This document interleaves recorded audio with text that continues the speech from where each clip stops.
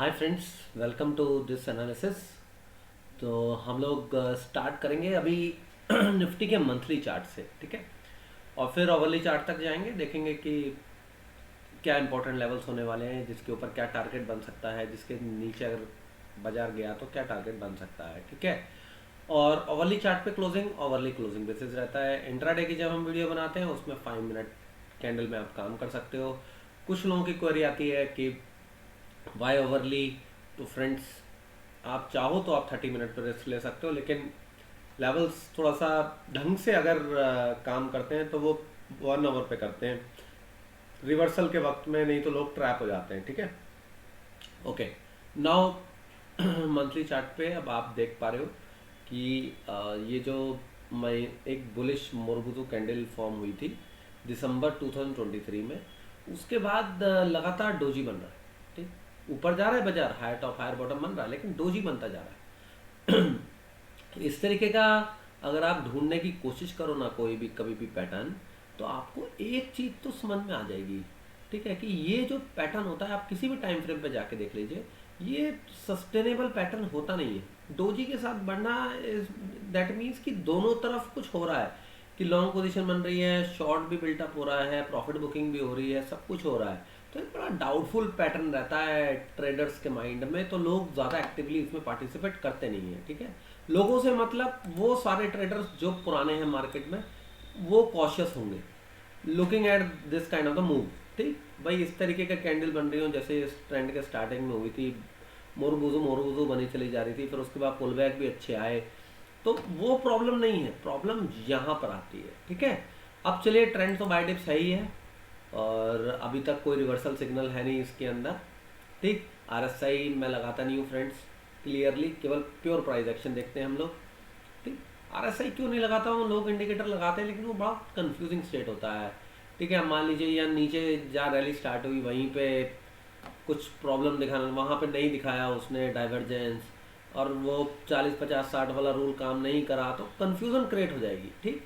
मैंने इसलिए सब इंडिकेटर छोड़ दिए, मैं केवल प्योर प्राइस एक्शन पे बात करता हूँ, ठीक है। ना कोई डेटा, ना कोई किसी तरीके का इंडिकेटर, प्योर प्राइस, ठीक।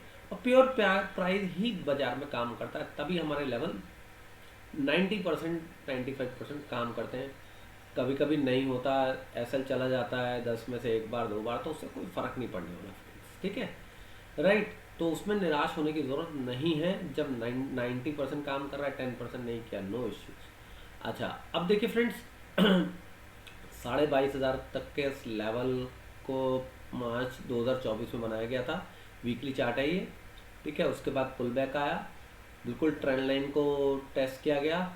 ये जो रिवाइज ट्रेंड लाइन बन रही है, ये तो अभी केवल कंफर्म हुई है। कंफर्म कहाँ पर हुई है? 21,700 के आसपास, ठीक है। और उसके बाद अभी तो इसमें ये दिखा रहा है रैली जस्ट बिगिन हुई है, फ्रेश रैली, ठीक। ये यही बता रहा है वीकली चार्ट। अभी कोई बायसनेस नहीं है कि जी हाँ ऊपर ही जाएगा, हायर आई बनाएगा, 50,000 बनाएगा, नहीं हो सकता रिवर्स हो जाए। हमेशा दोनों साइड के लिए हम तैयारी करते हैं, दोनों साइड के लिए रेडी रहते हैं।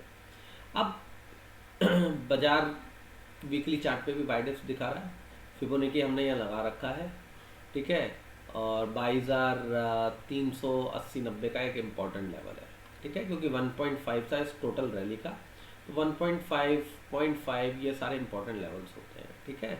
उसके साथ साथ 1.236 भी इम्पोर्टेंट था, नीचे 21,400 वो भी हमने आपको बताया था, ठीक है। अब वीकली चार्ट से हम डेली चार्ट पे चलते हैं, क्योंकि मंथली और वीकली से आप ट्रेड नहीं कर सकते हो। डेली चार्ट पर आ गए, डेली चार्ट पे ये ट्रेंड लाइन एडजस्ट हो गई, ऊपर की रेजिस्टेंस लाइन, क्योंकि जब बाय डिप्स मार्केट होती है वो रेजिस्टेंस ब्रेक करके भी नीचे आ जाता है, तो वो रेजिस्टेंस लाइन को हमें एडजस्ट करना पड़ता है। जो नीचे की जो सपोर्ट लाइन चल रही होती है वो इंपॉर्टेंट है, हमें उस पर ध्यान देना होता है। रेजिस्टेंस कटेगा कोई इशू नहीं है, नीचे आ जाएगा एडजस्ट कर दो। ये जो सपोर्ट है दैट इज़ वेरी इंपॉर्टेंट, वहाँ पे थोड़ा सा डाउट क्रिएट हो जाता है।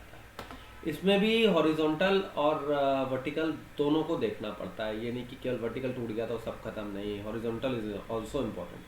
वो ब्रेक होता है तो फिर ट्रेंड रिवर्सल आता है, मीन्स यहाँ पे 21,800 के नीचे ट्रेंड रिवर्सल है फ्रेंड्स, उससे पहले ट्रेंड रिवर्सल नहीं है, ठीक है। It's just a pull back candle जो हमारे को फ्राइडे को देखने को मिली है, और रेजिस्टेंस के आसपास बाजार चल रहा है, तो बाजार को यहाँ से पुल बैक देके ऊपर एक अच्छा ब्रेक देना चाहिए। मेरे अकॉर्डिंग बाजार को 22,300 से लेके 22,100 के आसपास सपोर्ट ले लेना चाहिए अगर बाजार नीचे आता है तो। ठीक, ओके। अब हम ओवरली चार्ट पे चलते हैं on a very important time frame, जहाँ पर हम अपना पूरा एनालिसिस करते हैं। देखिए क्या हुआ है, फ्राइडे को ये 12:15 लेवल कट गया, ठीक है, बाजार यहाँ नीचे की तरफ आ गया। ये भी एक सपोर्ट है, अगर क्यूट गैप डाउन होता है तो कहाँ बाजार जा सकता है वो हम डिस्कस करेंगे, और अगर फ्लैट खुलता है ऊपर जाता है कौन कौन से लेवल है उसे हम डिस्कस करेंगे।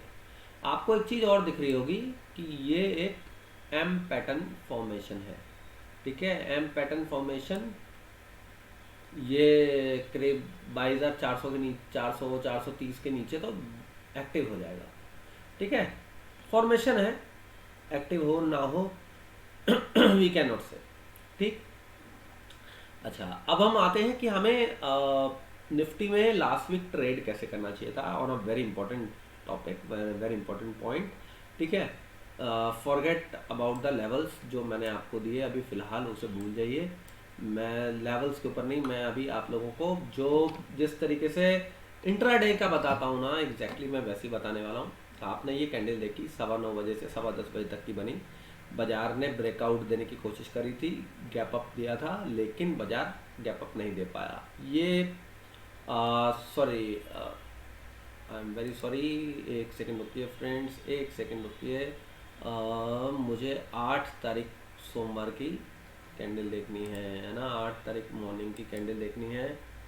8 मॉर्निंग की कैंडल पे आए, मैं गलत कैंडल पे आ गया, सॉरी, ठीक है। 8 तारीख मॉर्निंग की ये वाली कैंडल है, क्योंकि गैप अप तो हुआ ही था, मैं कंफ्यूज हो गया, मैंने कहा इतना बड़ा रिवर्सल कैंडल तो बना नहीं था। दिस इज़ द कैंडल, ठीक है। ये कैंडल ने ये जो नीचे की पूरी रेंज है, ठीक, इसको ब्रेक किया था, और ये एक थर्सडे को फेल्ड अटैम्प्ट था, और ये फाइनली अब जब मंडे ओपन हुआ गैप अप ओपन हो गया। अब यहाँ पर हमारा माइंडसेट क्या होना चाहिए भाई, रेंज ब्रेकआउट हो गया तो ये वीक जो है बाय डिप्स मार्केट रहेगा, जब तक ट्रेंड चलेगा उसे हम ट्रेल करेंगे, ठीक है।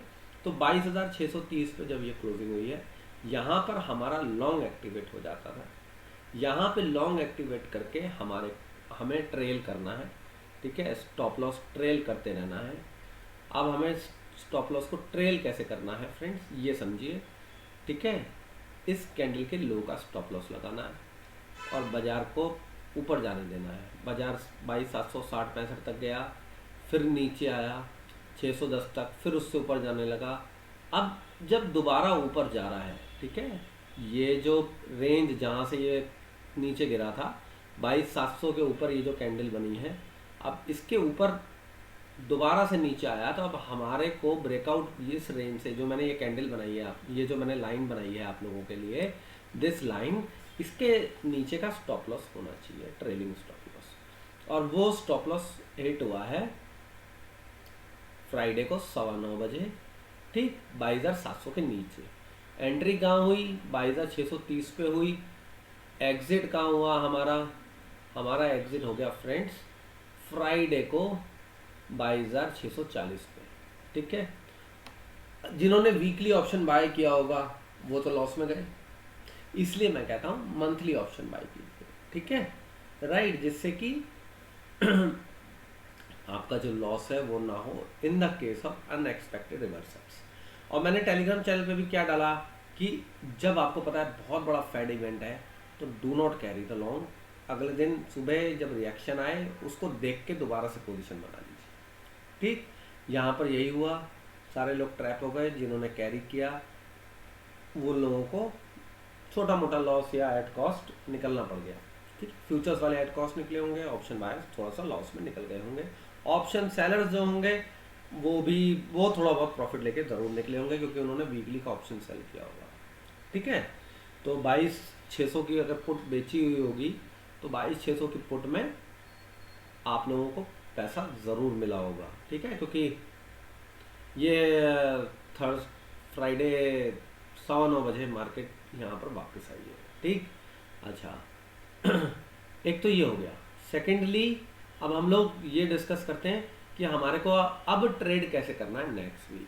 ठीक, जब हमें पता है कि नीचे जाने वाला ये पैटर्न है, तो देखिए अगर बाजार गैप डाउन खुलता है, ठीक, या जैसे तरीके से गिफ्ट निफ्टी दिखा रहा है, ठीक है, गिफ्ट निफ्टी दिखा रहा है ना गैप डाउन, अब बाजार कहीं गैप डाउन खुल जाता है, ठीक है, गैप डाउन कहाँ तक, मैं अप टू द 22,430, जो कि इमीडिएट सपोर्ट है। ये आपको कैंडल दिख रही होगी, this is a support. Flat खुल के यहाँ आ जाए या गैप डाउन देके नीचे आ जाए, हमें यहाँ पे रिएक्शन देखना है उस ओवरली कैंडल का। अगर वो उसके नीचे भी ट्रेड करती है तो 22,300 का टारगेट बन जाएगा। आप बोलोगे केवल 130 पॉइंट, वो भी वीकली ट्रेड में, फ्रेंड्स जी हाँ, क्योंकि बाइडिप्स मार्केट है। फिर 2230 के नीचे जाएगा, तब आपको फिर से 100 पॉइंट का ट्रेड मिल जाएगा, 22,130 से 22,140 का ट्रेड मिलेगा। ज़्यादा लालच में अभी हम नहीं पढ़ सकते हैं, क्योंकि मैंने आप लोगों को यही बात बताई कि अभी ये मार्केट बाइडिप्स, आपको शॉर्ट साइड ज़्यादा बड़े ट्रेंड नहीं मिलेंगे। एक्साइटेड मत होइए, रिवर्सल मत खेलिए, हमेशा ट्रेंड फॉलो कीजिए। ठीक, मैं ट्रेंड फॉलो करता हूँ फ्रेंड्स, 2008 से I am trading, only trend follow कीजिए। मैंने भी बहुत बार हाथ जलाए हैं ट्रेंड के अगेंस्ट जाके। ठीक, ज़रूर हम फ़ायदा उठाएंगे गिरावट का। कैसे उठाएंगे मैंने आपको बताया।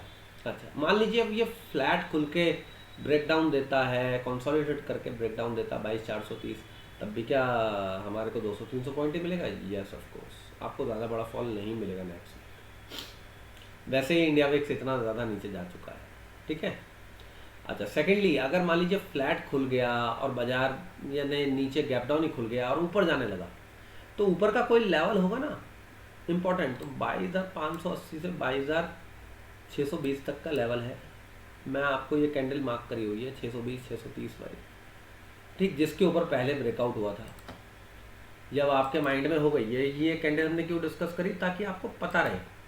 ठीक है, अब आपको ये पता है कि किस तरीके से बाजार ऊपर गया था, तो 22,620-630 का इम्पोर्टेंट लेवल है। इसके ऊपर निकलता है तो 22,700 जाएगा, फिर 700 से लेके 780 छोड़ दीजिए।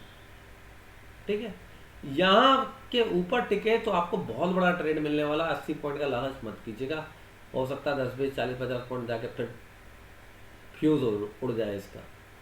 ठीक है, 22,780 के ऊपर चले तब हमें एक फ्रेश ट्रेड मिलेगा। सारे रेजिस्टेंस कट चुके होंगे, वहाँ से 22,940, 23,040, 23,180, 23,350 सारे लेवल आ जाएंगे। बियर्स बुरी तरह ट्रैप हो जाएंगे वहाँ पे।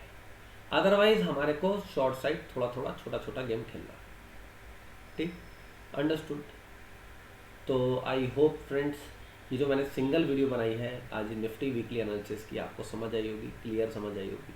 ठीक है, अच्छी लगी हो चैनल सब्सक्राइब कीजिए, बेल नोटिफिकेशन ऑन कीजिए, जिससे आपको आने वाली वीडियोस की नोटिफिकेशन मिलती रहे। तो thank you very much friends for watching.